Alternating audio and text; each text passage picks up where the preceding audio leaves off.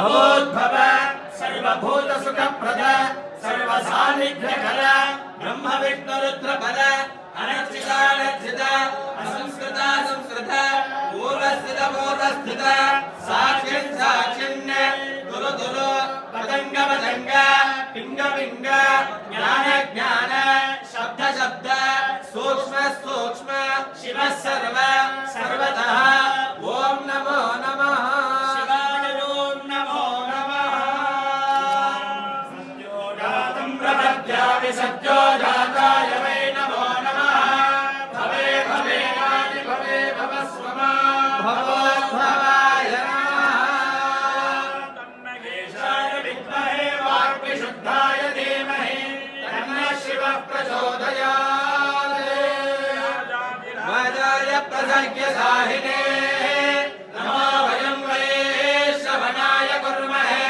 समे कामान् कामकामाय मह्यं कामेश्वरो वै श्रवणो ददातु कुबेराय वै श्रवणाय महाराजाय नमः त्रिगुणाकारं त्रिनेत्रं चक्रयायुधं त्रिरत्नपापसंहारं एकबिल्वं शिवार्पणम् ಇಂದು ವಿಶೇಷವಾಗಿ ಮಾರ್ಗಶಿರ ಮಾಸದ ಕೃಷ್ಣ ಪಕ್ಷದ ಚತುರ್ದಶಿಯಂದು ನಮಗೆ ವಿಶೇಷವಾದಂಥ ತುಮಕೂರು ಕ್ಷೇತ್ರದ ದಾವಸ್ಪೇಟೆ ಪಕ್ಕದಲ್ಲಿರುವ ಶಿವಗಂಗಾ ಕ್ಷೇತ್ರದಲ್ಲಿ ಬೆಂಗಳೂರಿನ ರವಿಶಂಕರ್ ಗುರುಜಿ ಆಶ್ರಮದ ಗುರುಗಳು ಪ್ರಾಚಾರ್ಯರು ಪ್ರಾಂಶುಪಾಲರು ಆದ ಶಿವಾಚಾರ್ಯರಾದಂಥ ಸುಂದರಮಾಮ ಅವರ ನೇತೃತ್ವದಲ್ಲಿ ಇವತ್ತು ವಿಶೇಷವಾದಂಥ ಕಾರ್ಯಕ್ರಮ ಅವರ ಶಿಷ್ಯರೊಳಗಡೆ ನಡೀತಾ ಇದೆ.